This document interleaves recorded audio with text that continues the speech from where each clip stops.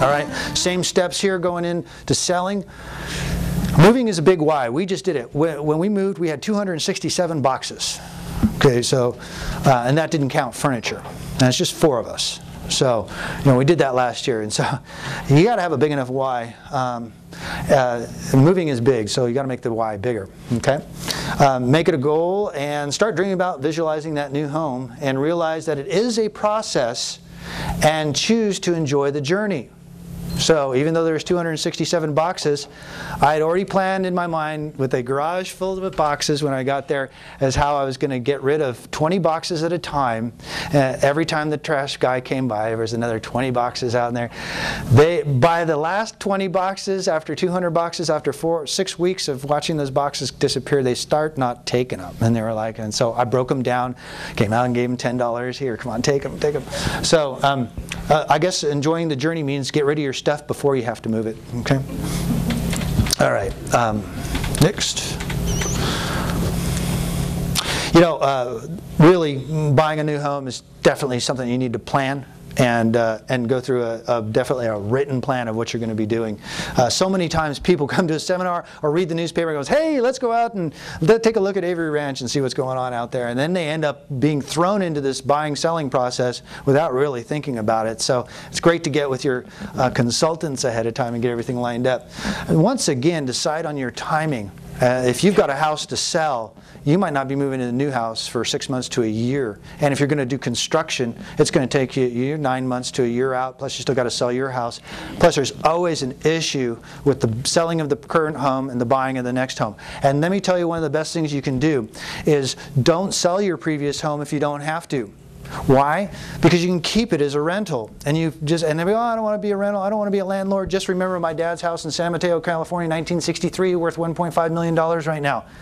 If he wanted to deal with the idea of a rental. The easiest way to become a real estate investor is to keep the previous home that you're in, it's got probably good interest rate on it, and rent it out. It helps with your timing, it helps with your move. You decide when you want to move out. You don't have to stick a sign in the yard, you don't have to deal with people showing it, and there's some tax benefits to it. Because you can sell your home, let's say you have a good profit, you've been there 10 years, it's going to be making a good profit on that property. As long as you can still sell that property, once again, tax-free, if you've been there 2 out of the last 5 years. So all your capital gains are tax-free. That's, once again, tax-free profit. We talked about taxes. But also, you can still hold on to that property for 3 more years because you've lived in there 2 out of the last 5 years, and take advantage of the next 3 years worth of appreciation. Still sell it within the 36 months and still take 100% tax-free gain up to $250,000 for single, $500,000 for married couples. Okay, so why would you give away know that the values are going up here from what we've talked about, cycles and the license plates coming in here? Why would you give that to the next person? My wife and I just drove by a house, 16010 Dorman Drive. We drove by that house. That was the first house we bought here. It's worth $265,000. We paid in 1993. We paid $130,000 for it, and wow, we sold it and made $10,000 on the house. Was that smart? The house would have been almost paid off by now, and it was worth $260,000 because our parents right down the street just listed theirs for $260,000. So anyways, keep that house if you can, and it makes your life, your move, everything a lot easier on your timing. And we teach you right how to do all that, okay? One house is not a big deal to deal with as far as a rental. People say, oh, it's so much of a hassle. 1 mortgage payment, 1 rent payment. No big deal, okay? And you get the 2 out of the last 5-year rule. Okay, analyze your finances. Gather your paperwork together. Wes is always hounding me about getting my stuff all together in one place.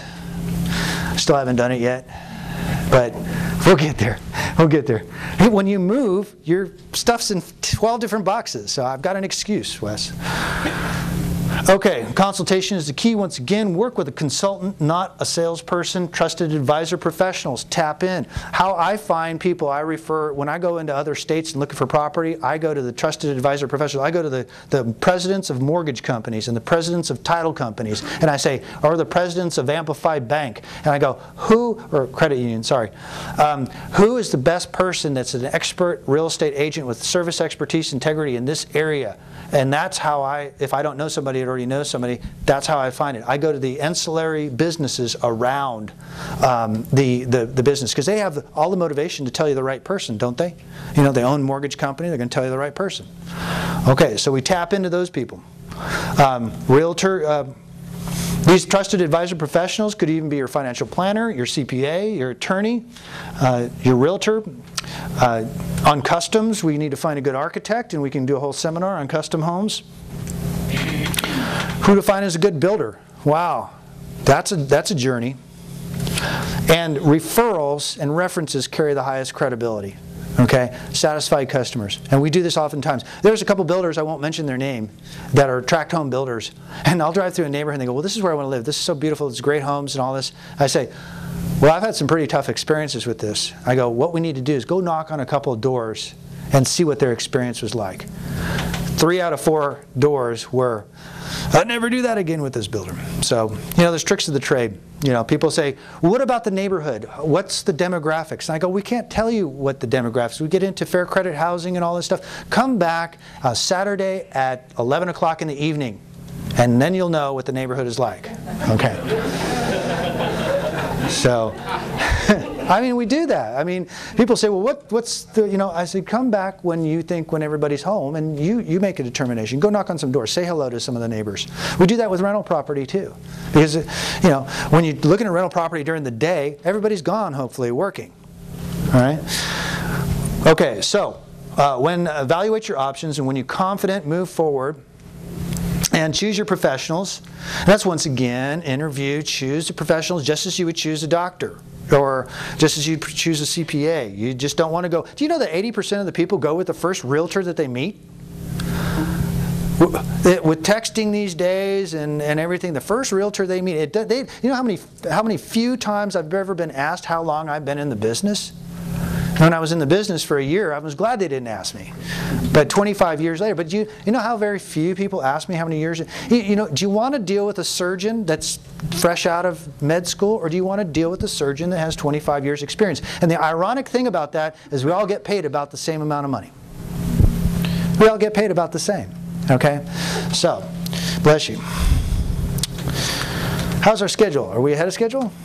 About there? Okay, good. We're moving right along then. Is this stuff good so far? Okay. All right. You're looking for service expertise and integrity once again, and that's without one of those you run into problems. One of the new mantras for our company is care, competency, and communication. And right now we're really, really working on that communication, because we know that 80% of the buyers go with the first realtor they run into. We're texting fools now. You know, we're using whatever the next generation, the 20s and 30-year-olds that are buying homes right now. They're on the text. So we're putting signs on in our yards with texting, information. We're doing whatever the market demands, but we want to get first in front of them. Because 80% go with that first buyer. Don't go necessarily with the fact that they're the first person to open the door for you. Go through their credentials and get references and referrals. And that goes with your lender too. The same thing with the loan thing. I'd have a whole seminar on the whole loan thing and how they cut corners, how they play the market internally. The market changes daily. And you know that the lenders have their own the way they play their market is different than the way you would play the market. If the market dips and they charge you the same interest rate, the same lender can earn more money because he didn't tell you the market dipped. It happens all the time. Okay? So that's why you want to call another company that you trust, or trust is just the big factor.